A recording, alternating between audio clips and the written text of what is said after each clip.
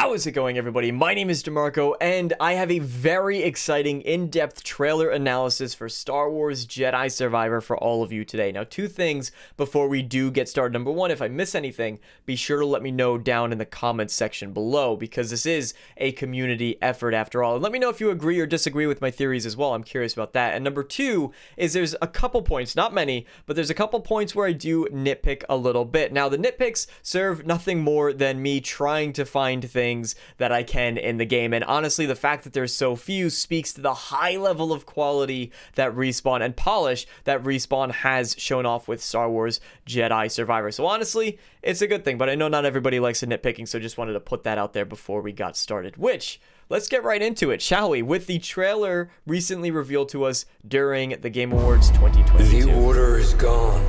Now, the trailer starts off opening with the bacta tank chamber and the man inside, which is, of course, a big mystery that was shown to us during the teaser trailer. Cal's holding this device here. We could get a little bit of a better look at it if the tank closes so we could see it against the white background, but it's hard to pinpoint exactly where this moment might take place within Jedi Survivor. I'm guessing early on, one of the early missions might involve us, in fact, finding this device in order to unlock this chamber, and the only thing I really have to go off of that is that Cal is wielding his lightsaber in the long style format, which is what we saw during Jedi Fallen Order. Later on in the trailer, we'll see it attached to both sides of his hip. So again, we go through multiple different fighting styles, I think 4 throughout the trailer, and that's all I have to go off of. Not the best argument, but it's more than I've seen most people make. I was betrayed by the one I trusted most.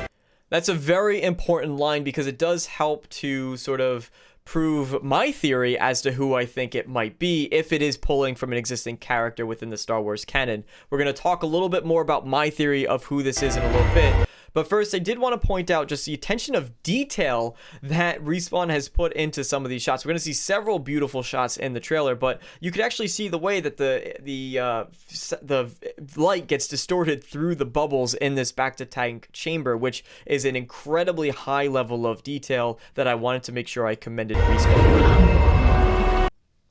Now, this man, I suspect, is an Akani, which is identifiable through the pale skin and the white hair. Akani are a race of humanoid-like species that are renowned melee fighters. Several of them, in fact, created weapons that are so popular they're used by Palpatine's royal bodyguards, which is an interesting Star Wars trivia fact for all of you. Now, in KOTOR 2, there's an important character named Brianna that's half Akani. Her father is full Akani named Usanis. Now, this is important because within the trailer, he mentions how he was betrayed by the ones he trusted, and I suspect that this man might be Usanis for a couple reasons. For starters, the race, right? The race that he is fits the profile. Second off, the story of Usanis is pretty simple. One, he's a character that doesn't have too much backstory, but what we do know about him is that he did serve under Revan. However, he learned that Revan had assassinated an Akani senator, and when he found that out, he actually challenged Revan to a duel, which he then lost. He was supposedly slain by Revan during that duel. Why is that important? Well, he was betrayed by someone he trusted, and of course it explains his hatred for the Jedi, because of course Revan was a Jedi, trained as a Jedi before he betrayed the entire order and became one of the most infamous and dangerous Sith in the galaxy. And on top of that, Usanis an important character, so why might Revan have kept him alive all this time and put him in this chamber and imprisoned him away? Well, because Usanis' death, what little we do know about him, actually led to the destabilization of the Akani's culture, of the Akani's government, and that allowed for Revan to move forward with his plans. He's an important figure. Revan might have wanted to keep him alive for some secret plot that never actually came to fruition. This is all just speculation on my part, but I think he fits a lot of profiles, including the fact that he's a character that extends to another universe that fans are very, very passionate about, so it's a cool way to unite the two. He has history within the Star Wars world, but not so much so that Respawn can't take him in their own direction, which I think is very important for any character. Of course, this is all just speculation. Let me know your theories down below. So as we continue, I do just want to say there's another moment where we actually see this one-armed man fighting Cal Kestis, which is in the original teaser trailer, unless there's multiple one-armed people that seemingly are antagonists running around throughout Jedi Survivor. It's likely the same gentleman. I will not be imprisoned again. Several shots here that go in rapid succession. I'm not going to try to point out too many of the obvious things, but of course we do have Grievous's bodyguard here, which is cool because the amount of new enemies that we'll get to fight is incredible. There's a new ability. Now, this planet we're actually going to see in another shot later on in the trailer where there's another new ability that's shown off, but this is a force lift, which we were not able to do in Star Wars Jedi Fallen Order, so that's pretty cool. Of course, force push, and then the significance of this individual here. We're not too sure who he might be. He's wearing different armor than some of the folks we're going to see later on in the trailer, but he does have an orange lightsaber with, of course, Jaro Tapal's emitter. The speculation and the running theory is that the Imperial Senator we saw in the original teaser trailer had Cal Kestis's or Jaro Tapal's lightsaber, and restored it, changed it, upgraded it, and then gave it to some bounty hunters to go after Cal. You can actually see if you look at the specific sleeve here with this little design on the bottom, minus the upgrades, of course, that were made to it. If we go back to the teaser trailer, we have the exact same design on the sleeve. So it is, in fact, the same lightsaber. How that might have changed the kyber crystal color is still up in the air, but we do noticeably see that some upgrades have been made, as this crossguard element here is what Cal will upgrade his own lightsaber with later on. This is a bit concerning. I think everybody's a little bit concerned that there's no Merrin, there's no Grease, and yet Cal is piloting the Mantis, and he of course crash lands it here, which we do actually get to see the aftermath of the ship crashing in the teaser trailer. So those two planets are exactly this, or the planet we saw in the teaser and the planet we're seeing here are the same. Now, this is quite the beautiful shot as we see tons of things that we're gonna not only see later on, but also the expansiveness of the environments that Respawn is going for here. Much more open, which is attributable, well, is much more noticeable when we see the animal mounts that we have later on. But a couple environments to point out. This structure back here we're going to see later on. This town we're going to see later on as well. And of course, there's plenty of other nooks and crannies to go off and explore. Whether or not we're going to be able to go as far as this is yet to be seen, but that would be pretty neat indeed. Respawn is going for much larger environments in Star Wars Jedi Survivor. They want to have a lot more optional content that players can go off, explore, and then get rewarded for, and I think that's a good thing, because while I loved the size of Jedi Fallen Order, I still wanted more of the game after the fact, so to be able to get more of that content is a good thing in my eyes. I hear you've been... Cere is back next to an unknown individual. There's been some speculation that maybe this is Merrin, but they're missing that tattoo, so it's definitely not. Some people even went as far to say that this might be a Zepho, but the Zepho are much larger, unless this is a very small one, and also, you know, they're gone. So unless Cere was able to find one, keep one nearby, we are not yet sure who this might be. But Cere's obviously been doing pretty well on her own. It seems as though both Cere as well as Cal just mutually went their own separate ways following the events of Jedi Fallen Order. This takes place 5 years after that game, and it's actually during the time when the Obi-Wan Kenobi TV series takes place, which is pretty cool as well. I suspect that it's largely because Cal, we even saw it a little bit, he's much more on the warpath, so to speak, against the Empire. We saw how he actually responded to Saw Gerrera in Star Wars Jedi Fallen Order, and Cere really was against that. She's like, we need to do our own thing, we can't stay here and help them. So perhaps they started butting heads a little bit more, and this was the result. They're each going about their own way to preserve the Jedi Order. Cal by fighting against the Empire, Cere seemingly by collecting knowledge here in what some people have said is Bogano. I don't know. It would make sense if she went back to the home of her old master. It would be rather poetic, in fact, if she sort of retired as a hermit here. But on top of that, the Empire does know where Bogano is. So maybe it's one of those things where she's hiding right under their noses. I don't yet know. Also, in terms of character arcs and character growth, unlike Eno Cordova, I like that she does have human-like companion here versus a droid. Would have been a kind of an interesting arc if she ended up the same way that Eno Cordova did, but of course she's getting actual human interaction rather than going just for droids and locking making yourself away. the Empire's most wanted. Here is another new power, and again, it's on the same planet based on the foliage that's around and the rocks and the way they're done. But you can actually turn enemies against each other, causing friendly fire.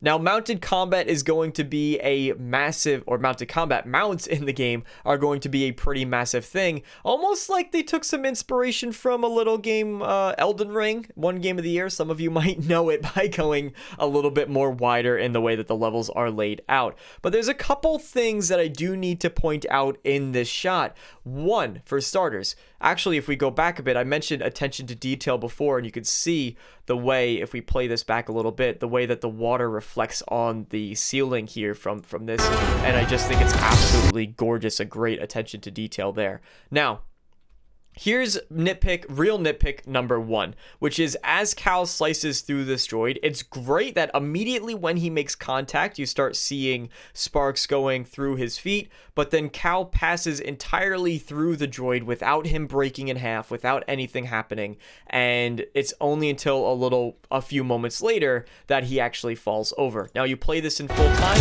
you don't notice it whatsoever, hence the reason why I'm saying it's a nitpick, but it is something I pointed out. In fact, the only reason that I did notice it is because if we go back frame by frame here, you actually see this interesting red flare, not once, but if we actually play it forward far enough after we slice through the droid, keep your eye on this over here, there's another one of these red flashes, and I'm not sure exactly what that might be coming from. Is it possible that Star Wars Jedi Survivor might have some random elements and random encounters where maybe some townsfolk are fighting super battle droids somewhere else and you could actually go and help them out a little bit, and there's those kind of random encounters that you could come across? Is it just a lighting bug going on? Not too sure, but I thought it was worth pointing out. Now, as the player is floating towards the village, this is the ravine that we were previously traveling through with the structure we were near. It's curious to me that they're settling and they have those droids that seem like right next to them, so I wonder what these townsfolk are doing there. I did also notice, which it's not in the trailer before, when we kind of see that overarching shot back here, right? But if you look near the tower and then we go back to the shot where we're gliding down, there's this purple glow around it. So I'm curious what might have went down over there, unless it's just some lighting that's going on. Not quite sure. Also, do keep in mind the different time of day that's going on. This is a detail I haven't seen anybody really talk about, which here we don't have any of that orange sunset glow. So it does appear as though time of day is going to play a factor within Jedi Survivor, which is cool because you can actually see time passing. I wonder if that includes different weather patterns that we might get throughout the game, or if maybe this is just simply because the story progressed in such a way where now it's a different time on the map or on the planet. Not quite sure. This was interesting because there's actually a Jedi holocron on the doors behind him. And this sign, I believe people have translated it. Thank you to the Star Wars Fallen Order subreddit, where they were able to discover that this sign actually reads Dendros, which is possibly some kind of cantina here. This man, it's important to note, is a Gendai. At least that's the common opinion as of right now. They're terrifying creatures. In fact, they're written about largely in the comics, or even maybe in the Clone Wars series. I apologize, my knowledge is escaping me at the moment, but Obi-Wan Kenobi actually faced off against one of those, and they have superior regeneration abilities, where Obi-Wan Kenobi was able to dismember a couple limbs, they stick it back on, and they're able to regenerate. This particular Gandai named Dirge was only defeated because he was hurled into a sun. So, Good luck, Cal, fighting that one. Now, I want to say nobody is exactly sure what faction these folks might be a part of, but Jedi. I do have my own guess. Remind our friend here why.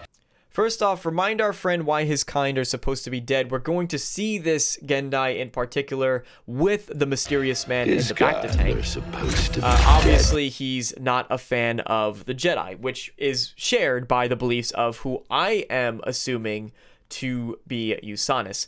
Sorry. Now, this man here, maybe if we're making this connection to the Old Republic, it's possible he's actually part of a group called the Sun Guard, which were made up during the Old Republic time, the Old Republic era, which was actually created by the Akani. It makes sense that he would be siding with people who he actually knows from that era. Of course, this might not be exactly the same, right? The Sun Guard still does exist as we move forward in time in the Star Wars timeline. It was actually used by Palpatine as well as Pelagius for their own needs in order to further their own goals. The Sun Guard is still around, but it's possible he's siding with remnants of that faction, and I think that for a couple reasons. One of the things that they find really important is actually the moon, and of course you have lots of circular iconography on their armor. The few images that we do have of the Sun Guard showcase large circles on their armor as well as the hoods and the mask. Now, that's not to say that these are the only people who could wear masks and hoods simultaneously, but I think that when you start to piece some of these elements together, if the man in the tank is in fact from the Old Republic, it starts to come a little bit more clear. And then you could also notice that the weapons, based on the one image that we really have of them, the weapon is somewhat similar from the bottom of the weapon to the electric glowing spear or trident part of this weapon. There's a lot of similarities. Again, just a guess, but I think it's a pretty good one. I'll stand by it. Very cool action sequences, and of course, there's the dual saber as we get our first attack, and it looks epic. After all we've done, This is a Forest Wampa, so one of the new creatures that we'll be able to fight in the game. And he looks formidable as he just the Empire's only grown slams Cal around. stronger. This right here is one of the DT series of droids. This has been talked about by others, but it's actually a precursor to the Mandalorian's Dark Trooper. I do really, really love the amount of battle damage that's on his armor. And of course, this is in some kind of Imperial facility. We're not sure. Awesome takedowns. These words on the side here say, if you translate them, it's trust only in the Force. So if you're curious about what those might be.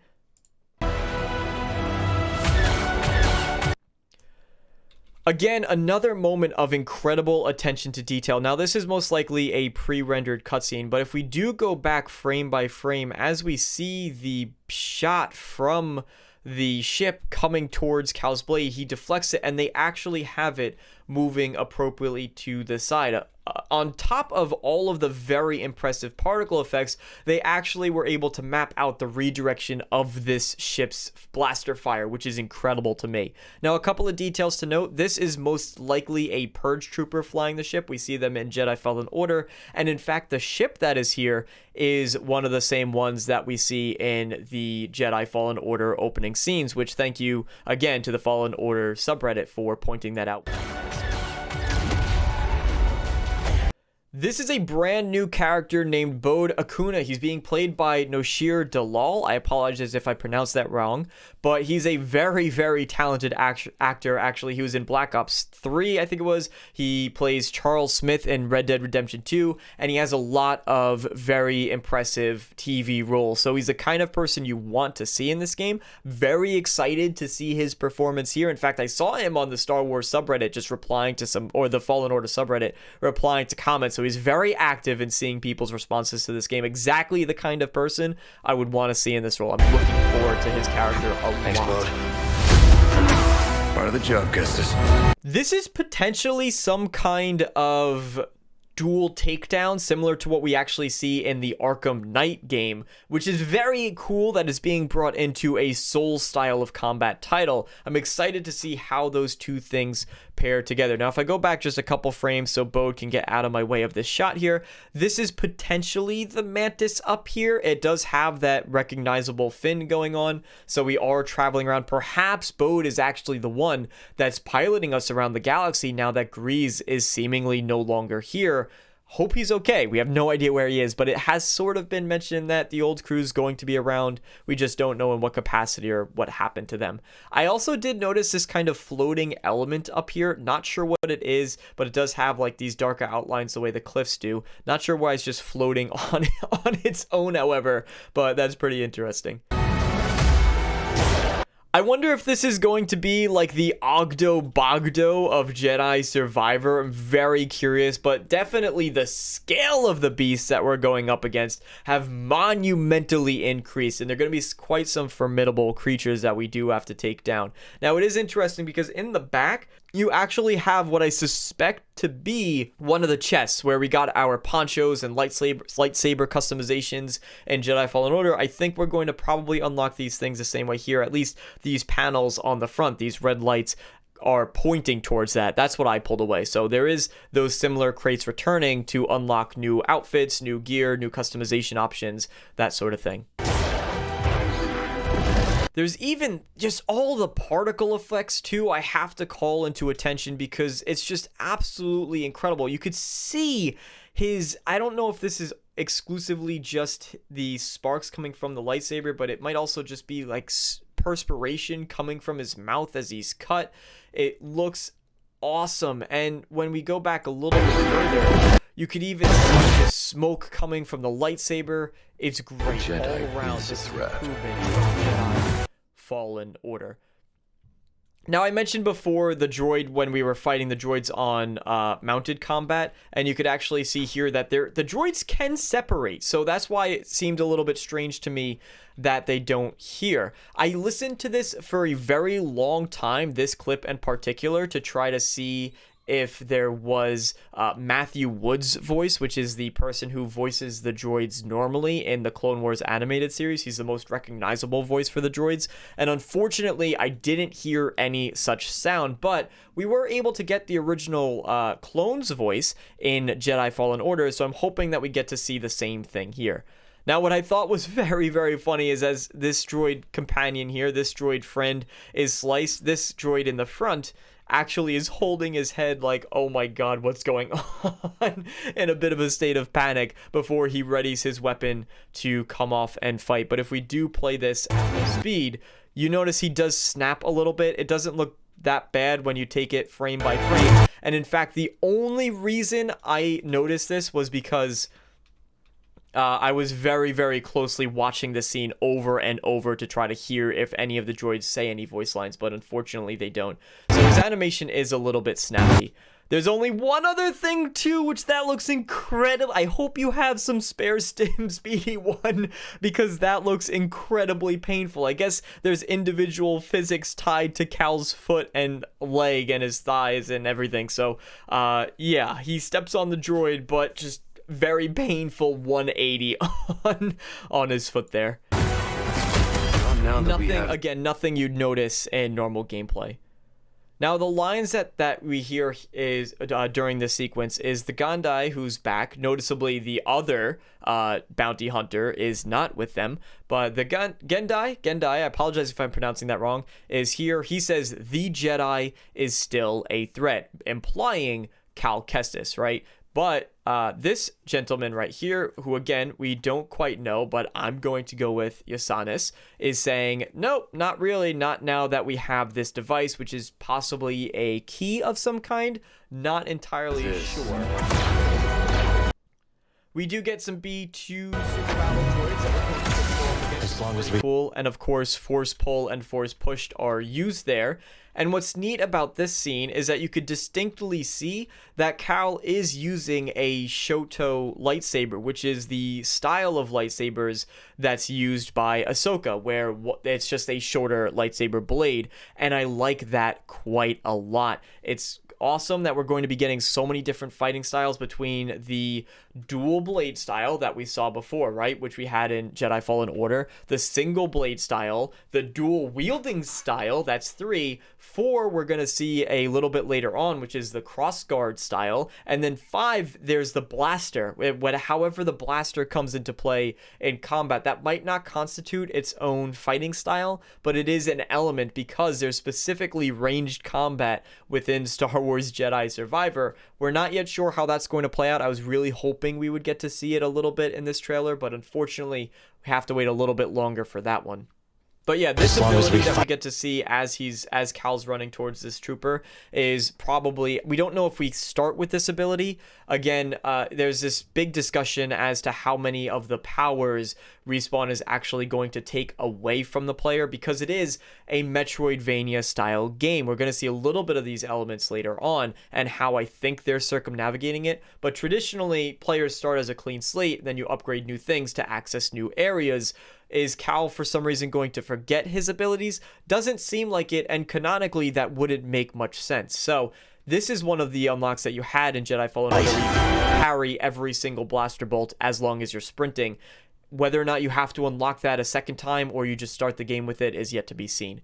So as for the Metroidvania, instead of taking away Cal's powers and making him weaker, Respawn's done the really smart thing, and instead they've actually just added new elements in order to progress. One of the things that we get here is an ascension hook that allows him to grapple and swing. I don't want to progress any further just for a short moment because we actually have tons. This must be inside a separatist ship, which I'm going to pause for a little bit here as I try to find a other clip that I actually accidentally skipped over, but I do want to highlight to all of you. One thing I noticed, so we actually do have returning crates. I'm trying to find a specific scene. There's actually a crate right here. So yeah, those are coming back as a way to unlock customization. All right, so a bit of a mistake. I jumped the gun a little bit. We didn't actually yet see the scene I wanted to point out, but this is most likely taking place inside one of the separatist ships that we've seen during the Clone Wars era, those capital ships. And you could see in the back here tons of tanks as well as a transport unit. This is clearly why we have a massive influence of battle droids that are still hanging around. I love this mashup between the Clone Wars era and the modern era. That's honestly one of the things I loved about Jedi Fallen Order, was the fact that you actually mashed together these two timelines within Star Wars. And the Venator ship in Fallen Order, one of my favorite areas. So this is really cool to see. I'm excited to get to explore more. And then of course we have here the hilt blade, which most likely will unlock after we defeat the gentleman that we saw earlier on in the trailer that had that. Battle droid combat as well. These are the specialized droids that we've seen during the Clone Wars, and also the first HUD element that we actually get during the gameplay, which is the targeting reticle, the lock-on reticle, and we can see how it's changed since Star Wars Jedi Fallen Order. Now he is using the crossguard form here, which I suspect is a form that's going to be used for heavy combat if you want to do very slow but much higher damage attacks. And of course, based on the enemy that you're fighting, you're going to have to swap between the different ones. And then we have in the background, this is definitely the separatist ship that we saw that we were inside just a bit ago, and this is what I was looking for, but we hadn't jumped the gun a little bit. We hadn't yet gotten there. So it's cool to see, again, blending those two elements. Instead of the Republic cruiser, we now get a separatist ship to go on and explore. So there you are. That is Star Wars Jedi Survivor, releasing March 17th, 2023. I hope that you guys enjoyed this in-depth analysis, learned something new, and if I missed anything, let me know down in the comments section below. But thank you guys so much for watching, and as always, I hope to see you all next time. So long, everybody.